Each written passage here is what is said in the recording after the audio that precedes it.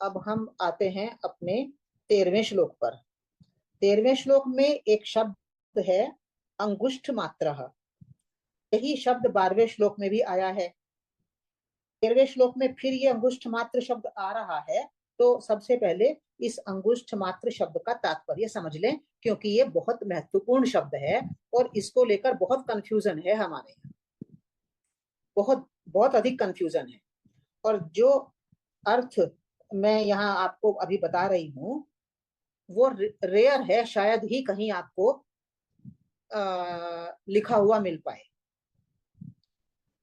तो जो ये अंगुष्ठ मात्र शब्द है, इसका जो अभिप्राय है वो अधिकतर ये लिया जाता है कि जो आत्मा हृत गुहा में विराजमान है, जिसकी बात हम बार बार करते जा रहे हैं, तो अधिकांश लोगों ने ये कहा है कि उस हृत गुहा में जो आत्मा या चैतन्य शक्ति या परमात्मा, कुछ भी नाम ले हम, तो उस हृत गुहा में जो ये आत्मा विराजमान है उसका आकार अंगुष्ठ मात्र है। तो वहां पर उन्होंने अंगुष्ठ को अंगूठा लिया है, जो हमारे हाथ का अंगूठा होता है वो लिया है। और वो क्योंकि जब जो गहरी बात यहाँ छिपी हुई है, जब वो समझ में नहीं आती बात, तो निश्चित रूप से हम जो समझ में आ रहा है अंगुष्ठ को अंगूठा ही कहते हैं, तो वही हम ले लेंगे उसका अर्थ। तो इसके ऊपर फिर बहुत से प्रश्न प्रति प्रश्न भी बनते रहते हैं कि भाई अगर मनुष्य के शरीर में अगर वो अंगुष्ठ के आकार का है, तो चींटी के शरीर में फिर अंगुष्ठ मात्र कैसे होगा, फिर हाथी के शरीर में अंगुष्ठ मात्र कैसे होगा।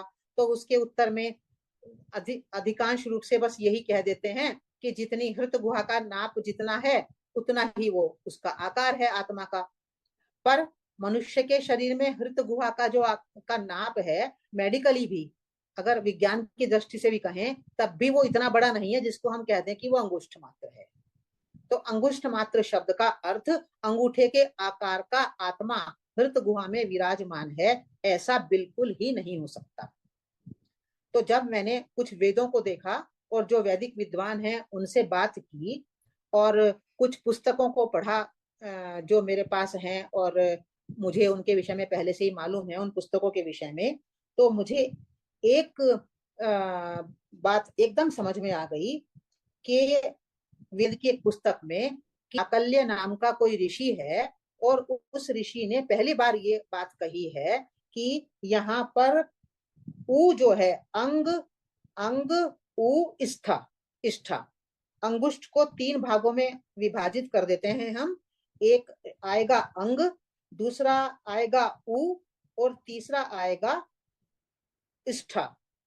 तो जो उ उसमें एक एक अक्षर है, वर्ण है, उस उ का मतलब है आत्मा।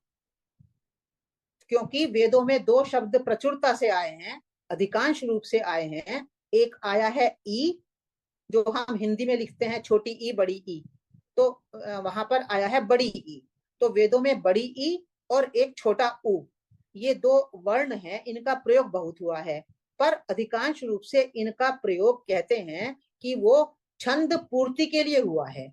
जैसे कोई छंद है तो उसमें एक अक्षर कम पड़ रहा है, तो उसके लिए कहीं ई आया है कहीं उ आया है।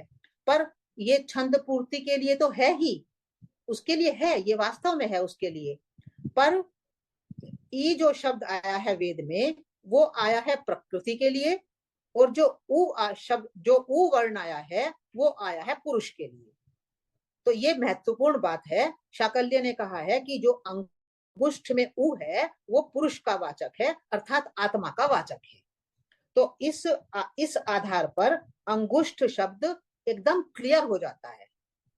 तो अंग, अंग माने एक पार्ट में, अंग यानी एक हिस्सा, शरीर का एक हिस्सा, उसको कहा है अंग। फिर बीच में आया है वर्ण उ, उ अर्थात पुरुष या आत्मा। और तीसरा शब्द है इष्ठा। तो संस्कृत में एक धातु है, स्था धातु है। तो स्था धातु उ के साथ में जब हम स्था धातु का योग करते हैं, तो वो स्था जो शब्द है वो पेटपटा श ठ ऐसे बन जाता है, संधि के नियम के अनुसार बन जाता है। तो फिर अंगुष्ठ मात्र जो ये शब्द दिया हुआ है, इसका अर्थ बनेगा कि शरीर के अंग में, यानी एक अंग विशेष में, यानी अर्थात हृत गुहा, हृत गुहा शरीर का ही एक अंग विशेष है। तो वो कह रहे हैं कि जो पुरुष है, आत्मा है, वो शरीर के एक अंग विशेष में स्थित मात्र है। स्थित मात्र, मात्र जो शब्द आया है वो आया है केवल स्थित, एक्टिव नहीं, गतिशील नहीं। तो उन्होंने एक इतनी छोटे से एक शब्द से कितनी बातें उन्होंने संकेतित कर दी हैं। मात्र से कह दिया है स्थित मात्र। तो पहली बार मैंने कहा था कि स्थित मात्र का अभिप्राय ये है कि हृत गुहा में जो आत्मा स्थित है, बैठा हुआ है, वो केवल बस स्थित मात्र ही है, कुछ कर नहीं रहा है। कर कौन रहा है? जो उस आत्मा की या परमात्मा की जो शक्ति है, जिसे हम प्रकृति कहते हैं या हम उसको परमात्मा की शक्ति कहते हैं, तो कर वो कर रही है, पर आत्मा या परमात्मा कुछ नहीं कर रहा है। वो तो एक उसकी स्थिति ऐसी है, उदाहरण के लिए हम समझने के लिए मैं बताती हूँ, उसकी स्थिति केवल एक कैटेलिटिक एजेंट की भांति है। विज्ञान ने कहा है कि जब जल हाइड्रोजन और ऑक्सीजन को मिलाने से पानी बनता है, पर वो तभी बनता है जब उसके बीच में विद्युत को डाला जाए, विद्युत को उससे पास किया जाए। तो जिस केवल उसको विद्युत कुछ काम नहीं कर रही, केवल विद्युत की उपस्थिति मात्र चाहिए हाइड्रोजन और ऑक्सीजन के बीच में। तो उन्होंने कहा है उसको कि विद्युत कैटेलिटिक एजेंट की भांति है। इसकी उपस्थिति अनिवार्य है। अगर ये विद्युत उपस्थित नहीं रहेगी तो हाइड्रोजन ऑक्सीजन मिलकर पानी नहीं बनेंगे। तो इस उदाहरण से हम अच्छी प्रकार समझ सकते हैं कि यही स्थिति हमारे भीतर उस आत्मा के निवास की है, उस आत्मा की उपस्थिति की है। जो ये शरीर है, जो ये प्रकृति है, ये सारा काम कर रही है, हम अच्छी तरह अनुभव कर ही रहे हैं। मैं बोल रही हूँ तो प्रकृति, जो मेरे ओष्ठ हैं, जो जिह्वा है, जो कंठ है, वो सब काम कर रहे हैं।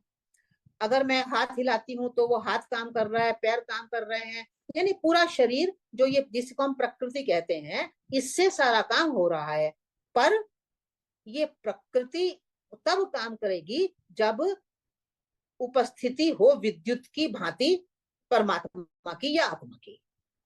अगर आत्मा की उपस्थिति नहीं होगी इस शरीर के भीतर, तो ये जो गतिशीलता है, जो ये शरीर काम कर रहा है, ये काम नहीं कर पाएगा।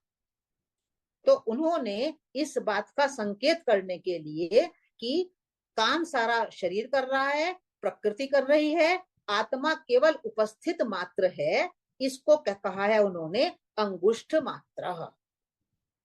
चूंकि हमारी वेदों की भाषा, हमारी पुराणों की हमारे ग्रंथों की भाषा बहुत ही सूत्रात्मक है, तो इससे अच्छा शब्द शायद हो ही नहीं सकता था कोई। एक अंगुष्ठ मात्र कहने से आपकी आंखों के सामने सारा चित्र बन जाएगा। इतने विस्तार में कहने की कोई आवश्यकता नहीं है। बस आपने कहा परमात्मा हमारे अंदर विराजमान है, कैसे? अंगुष्ठ मात्र। तो यहाँ पर वो कह रहे हैं, क्योंकि आत्मा परमात्मा का ही सारा वर्णन चल रहा है, तो वहां पर उन्होंने कहा है कि आत्मनि जो शब्द यहाँ पर आया है ना 12वें श्लोक में, अंगुष्ठ मात्र पुरुषः मध्ये आत्मनि तिष्ठति। तो आत्मनि जो शब्द है, अब यही ऐसे शब्द ही जब हम उपनिषदों को पढ़ते हैं या हम वेदों को पढ़ते हैं या हम किसी भी ज्ञान के ग्रंथ को पढ़ते हैं, तो जो ये आत्मा शब्द है, ये बहुत ही कंफ्यूजन क्रिएट करता है। जब मैंने पढ़ना प्रारंभ किया था, तब मैं ऐसे ही शब्दों में उलझी रहती थी कि अभी तो कहा है कि आत्मा का, आत्मा यानी कि एनर्जी, अभी दूसरी जगह आत्मा का अर्थ आया है मन, मन भी आया है आत्मा के, आत्मा शब्द का अर्थ मन भी है। अब यहाँ पर आया है शरीर। तो हमारे उपनिषदों में, हमारे ग्रंथों में जो ये शब्दों का प्रयोग हुआ है, ये अलग अलग अर्थों में हुआ है और यही हमें भ्रम में डालते हैं। तो यहाँ पर जो आत्मनि शब्द आया है, उसका अर्थ है शरीर। शरीर के मध्य में अंग अर्थात हृत गुहा में पुरुष अर्थात आत्मा जो स्थित मात्र है, वो कैसा है? वह शासक है किस चीज का? भूत भव्यस्य, भूत का, वर्तमान का और भविष्य का वो शासन करने वाला है। तो चूंकि नचिकेता पूछ रहे हैं कि मुझे परमात्मा के संबंध में, आत्मा के संबंध में सब बातें बताइए, तो उसके लिए, सब बातें बताने के लिए यमराज नचिकेता को कह रहे हैं कि परमात्मा कैसा है? परमात्मा अंगुष्ठ मात्र है, परमात्मा भूत, वर्तमान और भविष्य का शासन करने वाला है। अब ये क्या अर्थ हुआ इसका कि वो भूत का शासन करता है, वो भविष्य का शासन करता है? यहाँ वर्तमान शब्द नहीं है, इन्होंने कहा है भूत भव्यस्य, अर्थात परमात्मा या आत्मा भूतकाल का और भविष्य का शासन करने वाला है। पर वर्तमान को हमें अपनी तरफ से जोड़ना है, क्योंकि क्यों कह रहे हैं वो ऐसा कि वो भूतकाल का शासन करने वाला है? वो इसलिए कह रहे हैं कि भूतकाल में जो भी घटित हुआ हमारे साथ, मेरे साथ, आपके साथ, किसी के भी साथ, भूतकाल में जो भी घटित हुआ वो कैसे घटित हुआ? वो जैसे भी घटित हुआ, हम उसका ब्लेम किसको करते हैं?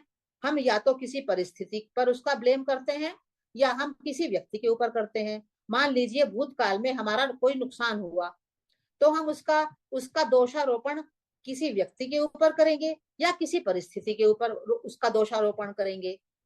पर ये कह रहे हैं कि आप ना तो व्यक्ति के ऊपर दोषारोपण करो, ना आप किसी परिस्थिति के ऊपर उसका दोषारोपण करो। क्यों नहीं करो? क्योंकि ये कहते हैं कि जो भी घटित हुआ भूतकाल में, वो परमात्मा के जो नियम काम कर रहे हैं, परमात्मा यानी नियम, ये सृष्टि चल रही है परमात्मा से चल रही है, अर्थात उसके नियमों से चल रही है। तो भूतकाल में जो भी घटित हुआ वो घटित हुआ परमात्मा के नियमों के अनुसार। उदाहरण के लिए एक उदाहरण से हम समझने की कोशिश करें। मान लीजिए भूतकाल में किसी ने हमें कुछ गलत बातें कही, उसने हमारे ऊपर किसी प्रकार का ब्लेम लगाया, तो हम आज उसके ऊपर दोषारोपण करते हैं, उस व्यक्ति के ऊपर। पर ये कह रहे हैं कि परमात्मा का एक नियम है, आकर्षण का नियम। परमात्मा के बहुत सारे नियम हैं जिनके द्वारा ये सारा यूनिवर्स, ये पूरी सृष्टि, ये पूरा ब्रह्मांड चल रहा है। उन नियमों में एक नियम है, मान लीजिए आकर्षण का नियम। तो आकर्षण का नियम ये कहता है कि आप किसी की तरफ जैसी विचार की तरंगे फेंकोगे, वही विचार तरंगे लौटकर आपकी तरफ आ जाएंगी। आप उन्हीं तरंगों को आकर्षित कर लोगे। अगर मैंने किसी की तरफ नकारात्मक तरंगे फेंकी, विचार की, तो वो नकारात्मक तरंगे जिस तरफ फेंकी, जिस व्यक्ति के पास फेंकी, उसको तो मिलेंगी ही, पर वहीं तक सीमित नहीं रहेंगी। वो नकारात्मक तरंगे उसको हिट करके फिर वापस लौटकर वो मेरे पास भी आएंगी। तो आकर्षण का नियम ये काम कर रहा है इस ब्रह्मांड में। तो अगर किसी ने मुझे गाली दी, तो मैं केवल उसको ही ब्लेम करती हूँ कि उसने मुझे गाली दी, और उसकी निंदा करती हूँ और उसके ऊपर उसको जिम्मेदार ठहराती हूँ उस बात के लिए। पर मैंने उसकी तरफ कोई तरंगे फेंकी, तभी उसने मुझे रिटर्न में गाली दी। ये आकर्षण का नियम कहता है, और ये नियम ब्रह्मांड का नियम है, अस्तित्व का नियम है, या हम कहें परमात्मा का नियम है।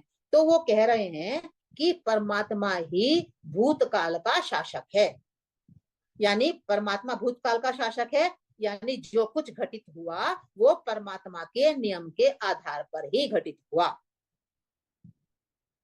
भविष्य में जो जैसे भूतकाल में घटित हुआ और हम उसके लिए भूतकाल को दोषी ठहराते हैं, इसी प्रकार से भविष्य की बात कह रहे हैं कि भविष्य में भी जो घटित होगा वो परमात्मा के नियम के आधार पर घटित होगा। इसलिए भूतकाल का और भविष्य काल का शासन करने वाला परमात्मा ही है, ना कोई परिस्थिति है, ना कोई व्यक्ति है। इसलिए ना तो किसी की निंदा करो, ना किसी से घृणा करो। तो यहाँ पर उन्होंने शब्द आया है विजुगुप्सते, यानी निंदा करना। तो निंदा केवल वही व्यक्ति करेगा जिसको परमात्मा के नियमों का ज्ञान नहीं होगा, जिसको परमात्मा का ज्ञान नहीं होगा। परमात्मा का ज्ञान या परमात्मा के नियमों का ज्ञान एक ही बात है। हम समझने के लिए उसको कैसे भी उसका यूज कर सकते हैं। तो मुझे चूंकि ये सब बातें अधिक अधिक उपयोगी मुझे तब लगती हैं, तब मुझे समझ में आती हैं जब मैं ये समझती हूँ कि अच्छा परमात्मा के का नियम काम कर रहा है, उससे ये घटित हुआ। अब एक परमात्मा का नियम है कर्मफल नियम, ये सबसे बड़ा नियम है और प्रसिद्ध नियम है। तो कर्मफल नियम क्या कहता है कि जैसा कर्म करोगे वैसा ही वापस आपको फल मिलेगा। तो ये नियम के अनुसार हो रहा है। तो अगर मेरे पास कोई, मेरे साथ मेरे जीवन में कोई घटना घटित हो रही है, तो किसी ने मेरा पैसा ले लिया, तो वो पैसा जो उसने लिया है तो वो कौन से नियम के आधार पर उसने लिया है? उसने कर्मफल नियम के आधार पर लिया है। मैंने पहले किसी जन्म में उसका पैसा लिया होगा किसी भी तरह। कर्म की गति बहुत गहन है, हम ये नहीं कह सकते कि क्यों लिया होगा, कब लिया होगा, इसका हमें कुछ पता नहीं है। पर यदि किसी ने मेरा पैसा लिया है तो तुरंत मुझे ये सोच लेना चाहिए कि कभी मैंने लिया होगा, वही लौटकर मेरे पास आया है और उसने मुझसे छीन लिया है या मुझसे ले लिया है या किसी भी तरीके से उसने मुझसे ले लिया है। तो ये कर्मफल नियम है। तो इसके लिए मैं किसी की निंदा ना करूं। अब चूंकि ये यहाँ पर ये बात चली है कर्मफल नियम की कि वही जो जो मैंने किया है वही लौटकर आता है, इसलिए हम किसी की निंदा ना करें, किसी को दोष मत दें। अभी 4 दिन पहले मेरे घर में ये घटना घटित हुई। तुरंत मैंने इस नियम को, चूंकि नियम मालूम था, तो मैंने तुरंत उस नियम को फॉलो किया। और तुरंत मैंने उस नियम को फॉलो किया तो मैं और मेरा पूरा परिवार बिल्कुल शांत हो गया। और घटना क्या घटी कि जो आजकल चल रहा है साइबर क्राइम, किसी व्यक्ति ने गुप्ता साहब को फोन किया और फोन करके ये बोला कि आपका जो पैन कार्ड है वो डीएक्टिवेट हो गया है, मैं बैंक से बोल रहा हूँ, उसको एक्टिवेट करना है और आपको बैंक आने की आवश्यकता नहीं है, मैं घर बैठे बैठे आपका करवा दूंगा। अंकल जी आप आराम से बैठिए, मैं करवाता हूँ। तो उसने इस तरह से बात की कि अंकल जी हिप्नोटाइज हो गए और उन्होंने जो नंबर उसने मांगा वो दे दिया और 1 घंटे आधा घंटे के अंदर ही उसने अकाउंट में से 15 लाख रुपए निकाल लिए। तो चूंकि ये नियम मुझे मालूम था, हमें मालूम था, तब इतनी ये घटना घटी और हमने उस नियम को फॉलो किया और तुरंत शांत हो गए। भाई पहले जन्मों में किसी का लिया होगा, उसने अपना रुपया वापस ले लिया, हम उसके रुपए को सुरक्षित रख रहे थे, उसकी रखवाली कर रहे थे, चलो एक जिम्मेदारी हमारी खत्म हुई। तो इतना लाभ यदि हम नियमों को समझ लेते हैं, उसको अपने जीवन में उतार लेते हैं, तो कैसी भी बड़ी घटना घटित हो, छोटी घटित हो या बड़ी घटित हो, वो घटना बिल्कुल इस प्रकार से हमारे जीवन में से निकल जाती है जैसे मक्खन में से बाल निकल जाता है।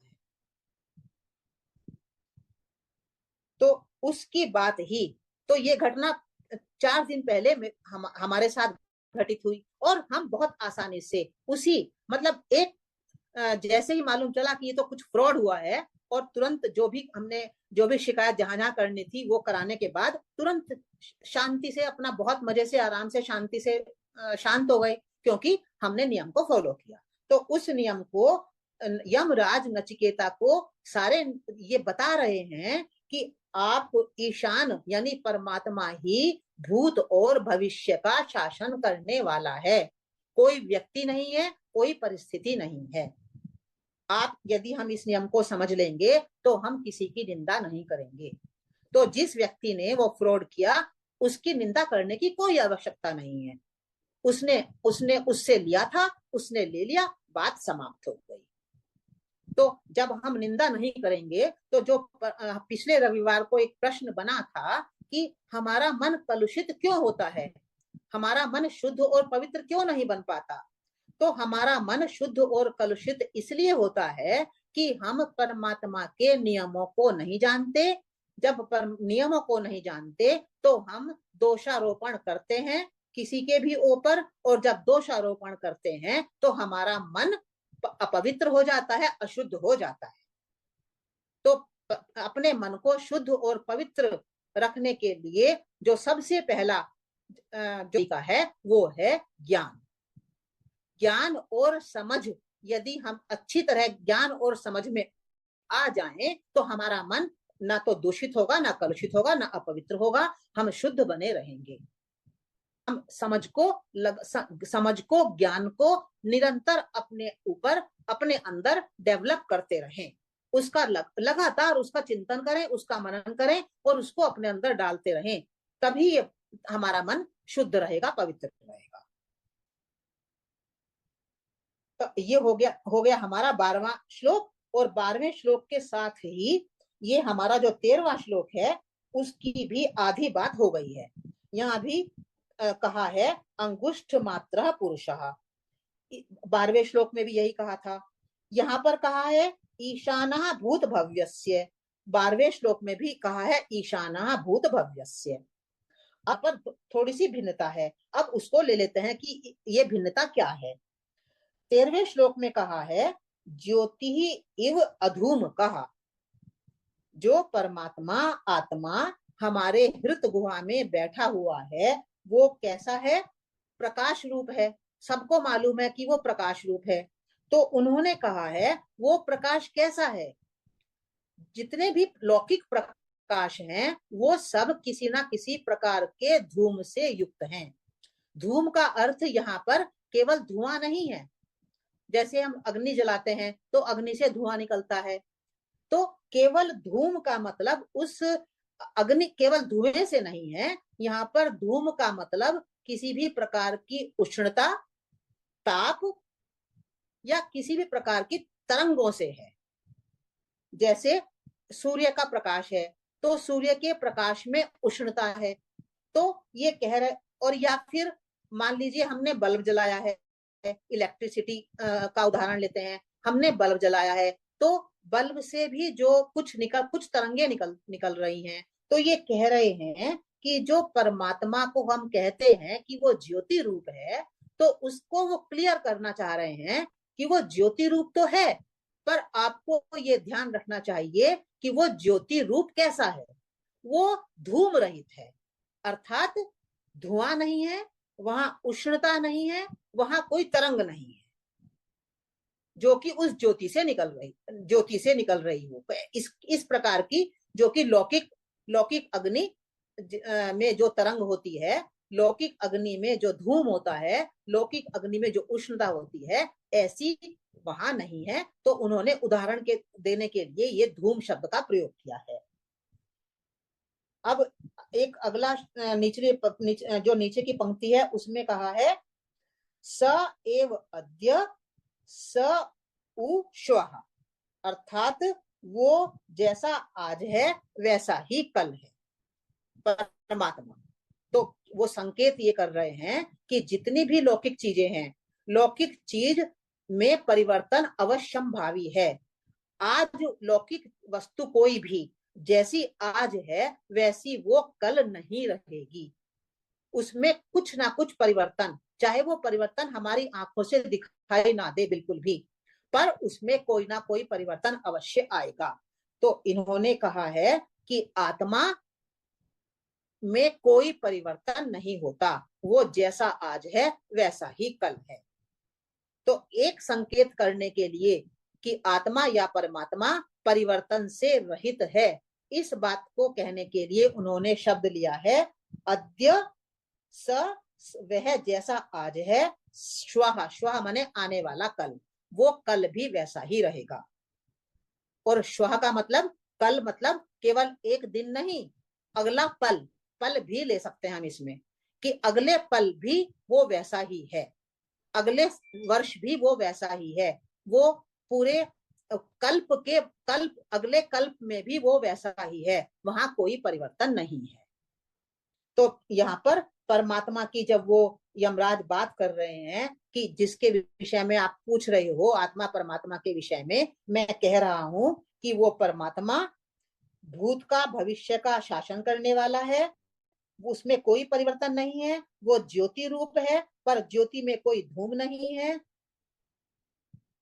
तो इतना, और वो अंगुष्ठ मात्र है, इतनी विशेषताएं उन्होंने नचिकेता को बता दी हैं परमात्मा के विषय में, और नचिकेता के माध्यम से वो हमको बताई जा रही है। अब आगे 14वां श्लोक लेते हैं। यथोदकम दुर्गे वृष्टम पर्वतेषु विधावती एवं धर्मान पृथक पश्यन तान एव अनुविधावती। बहुत महत्वपूर्ण श्लोक है ये भी। का अर्थ है कि जिस प्रकार किसी शिखर पर, किसी पर्वत के शिखर पर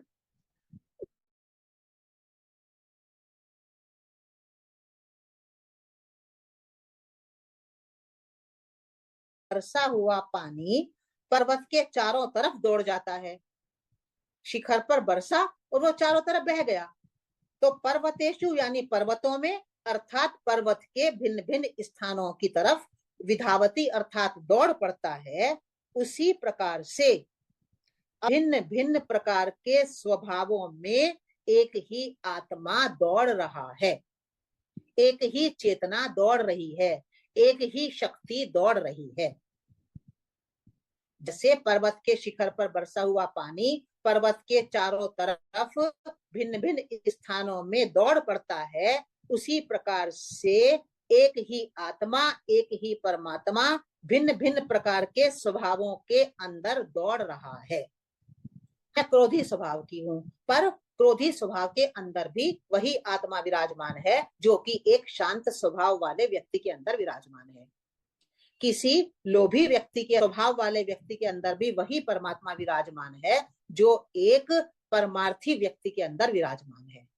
तो स्वभाव भिन्न भिन्न होंगे, और वो होते ही हैं, पर स्वभाव के भीतर जो चैतन्य शक्ति विद्यमान है, जो आत्मा परमात्मा विद्यमान है, वह एक ही है।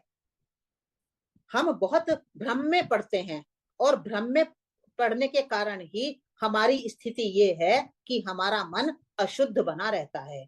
यहाँ इसके द्वारा भी यही संकेत किया जा रहा है कि हमारा मन अशुद्ध क्यों होता है, क्यों हम हर समय अशुद्ध पवित्र बने रहते हैं मन से। उसका एक कारण यहाँ बताया है उन्होंने। वो कह रहे हैं कि हम केवल व्यक्ति के स्वभाव को ही देख पाते हैं। बहुत छोटी सी बात है ये, जो कि प्रैक्टिकली हम हर समय करते हैं। अब एक परिवार में 10 लोग रह रहे हैं, सबके स्वभाव अलग अलग हैं, तो क्या कभी हमारा ध्यान उस स्वभाव वाले व्यक्ति के अंदर बैठी हुई आत्मा के ऊपर जा पाता है? आत्मज्ञान का तात्पर्य क्या है? आत्मज्ञान का तात्पर्य यही है कि आप जो 24 घंटे लोगों के स्वभाव पर ध्यान रखते हो, आप आत्मा पर ध्यान रखो। आत्मज्ञान का अर्थ है आत्मा पर ध्यान रखना। सबके अंदर एक ही आत्मा विद्यमान है। ठीक उसी प्रकार से जैसे एक माला है, एक माला में मान लीजिए 108 मोती हैं, और 108 मोती अलग अलग रंग के हैं, पर धागा तो उनके अंदर एक ही है। तो जैसे 108 मोती अलग अलग रंग के हो सकते हैं, अलग अलग साइज के हो सकते हैं, अलग अलग गुणों के हो सकते हैं, अलग अलग विशेषताओं को लिए हो सकते हैं, पर उनके अंदर एक ही धागा है, जोड़ने वाला धागा वही है मोतियों को। इसी प्रकार से अलग अलग स्वभावों वाले व्यक्तियों के अंदर एक ही आत्मा विद्यमान है। हम चूंकि स्वभाव पर ध्यान रखते हैं, इसलिए हमारा मन अशुद्ध हो जाता है। अब क्रोध वाले स्वभाव के को जब हम देखेंगे तो हमारा मन शुद्ध कहाँ रहेगा? हमारे मन में तुरंत यही ख्याल आएगा, अरे इतना भी इसको अकल नहीं है कि थोड़ा शांत रहे, इतना क्रोध कर रहा है। इतनी भी इसमें अकल नहीं है कि ये थोड़ा लोभ को कम कर ले, अपने अपने द्वेष को कम कर ले, अपने राग को कम कर ले, इतना आसक्ति में पड़ा हुआ है। तो स्वभाव के ऊपर हमारी दृष्टि रहती है, इसलिए हमारा मन अशुद्ध है ही, पर उसके ऊपर जब हम चिंतन करते हैं उस स्वभाव के ऊपर, तो हमारा मन भी अपवित्र अशुद्ध हो जाता है। और टिट फॉर टैट का तो हमारा स्वभाव ही है कि इसने मुझे गाली दी तो मैं क्यों नहीं दूंगा, क्या मैं दब जाऊंगा उससे। तो चूंकि हमारा बदले का व्यंज लेने का हमारा भाव ही बन गया है, इसलिए हमारा मन अशुद्ध हो जाता है, अपवित्र हो जाता है। यदि हमें अपने मन को शुद्ध रखना है, पवित्र रखना है, तो हमें आत्मज्ञान में जाना पड़ेगा। हमें किसी का कैसा भी स्वभाव हो, उसकी आत्मा को देखना पड़ेगा। आत्मा शुद्ध है, पवित्र है, वहां कोई किसी प्रकार की अशुद्धता नहीं है। जब हमारी दृष्टि आत्मा पर रहेगी तो हमारा मन अपने आप शुद्ध पवित्र होता जाएगा धीरे धीरे।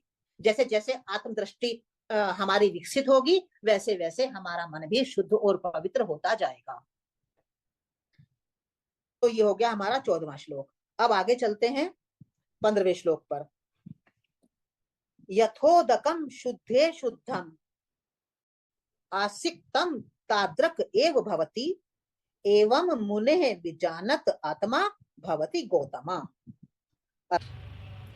अर्थात जिस प्रकार निर्मल जल में मेघों द्वारा सब ओर से बरसाया हुआ निर्मल जल वैसा ही हो जाता है, उसी प्रकार एक गौतम वंशी नचिकेता एकमात्र परब्रह्म पुरुषोत्तम ही सब कुछ है। इस प्रकार जानने वाले मुनि का अर्थात संसार से उपरत हुए महापुरुष का आत्मा ब्रह्म को प्राप्त हो जाता है। यहाँ भी उन्होंने एक उदाहरण दिया है। मुख्य बात उनको ये कहनी है, ये जो आत्मा है वह परमात्मा हो जाता है, आत्मा ही परमात्मा हो जाता है, यानी आत्मा परमात्मा में एकाकार हो जाता है, आत्मा परमात्मा से तादात्म्य रूप हो जाता है। शब्द कुछ भी लें, शब्द तो शब्द महत्वपूर्ण नहीं है, महत्वपूर्ण ये है कि आत्मा परमात्मा के साथ एकाकार हो जाता है। तो उसके लिए उन्होंने उदाहरण दिया है कि जैसे यदि हम शुद्ध जल को शुद्ध जल में मिलाएंगे तो दोनों जल मिलकर एक हो जाएंगे, उसको हम फिर अलग अलग नहीं कर पाएंगे, शुद्ध जल मिलकर एक जैसा हो जाएगा। तो वो कह रहे हैं कि जो जो ज्ञानी मुनि है वो इस बात को जानता है कि जैसे शुद्ध जल में मिलकर एक हो जाता है, वैसे ही शुद्ध आत्मा परमात्मा में मिलकर एक हो जाती है। हम शुद्ध आत्मा है, यदि ये ज्ञान हमको हो गया तो आत्मा ही परमात्मा है। जो कहते हैं ना कि आत्मा ही परमात्मा है, उसका उत्तर इस हाथ दिया गया है। आत्मा ही परमात्मा है, क्यों है? क्योंकि शुद्ध आत्मा परमात्मा में मिलकर फिर अलग अलग नहीं रहती, वो एक ही हो जाती है। इसके लिए एक उदाहरण और ले सकते हैं कि जब नदी सागर में गिरती है तो जब तक नदी अलग है, सागर में नहीं गिरी है, तब तक उसको हम कहेंगे नदी, पर जब नदी सागर में गिर जाती है तो वो सागर ही हो जाती है, फिर नदी अलग से उसका पृथक अस्तित्व नहीं रहता। तो उदाहरण हम कुछ भी ले सकते हैं, पर जो मुख्य बात है वो ये है। अब उन्होंने यहाँ पर एक शब्द लिया है गौतम। उन्होंने ये गौतम जो संबोधन लिया है वो नचिकेता के लिए लिया है।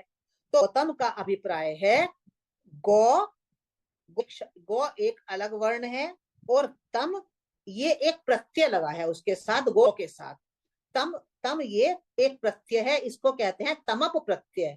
तमप अर्थ होता है श्रेष्ठ। गो का अर्थ होता है चेतना। गो के कई अर्थ हैं, एक अर्थ गाय भी है, गो का एक अर्थ इंद्रिय भी है, और गो का एक अर्थ चेतना भी है। तो यहाँ पर वो कह रहे हैं कि गोम अर्थात चेतना, तम अर्थात श्रेष्ठतम। तो जिसकी चेतना श्रेष्ठ हो गई है, श्रेष्ठतम हो गई है, ऐसा व्यक्ति। तो जो नचिकेता के लिए उन्होंने गौतम शब्द का प्रयोग किया है, इन्होंने कहा है गौतम वंशीय, नचिकेता गौतम वंश का है। तो हमें इस इतिहास पर नहीं जाना है, गौतम का अर्थ हमें लेना है श्रेष्ठ चेतना, श्रेष्ठतम चेतना। जो नचिकेता श्रेष्ठ मन वाला है, उसकी चेतना श्रेष्ठ। वो कह रहे हैं कि श्रेष्ठ ही नहीं है, श्रेष्ठतम है। जो चेतना श्रेष्ठतम हो जाती है वो आत्मा परमात्मा के उपदेश को शीघ्र ग्रहण कर लेती है, आत्मसात कर लेती है। तो इस वल्ली में आत्मा परमात्मा का जो वो परिचय करा रहे हैं नचिकेता को, अलग अलग अनेक प्रकार से उन्होंने आत्मा परमात्मा का वर्णन किया है। तो ये हमारे 15 श्लोकों में ये भिन्न भिन्न प्रकार से आत्मा परमात्मा का वर्णन आया है। तो यहाँ पर हमारी वल्ली, ये दूसरे अध्याय की पहली वल्ली समाप्त हो जाती है।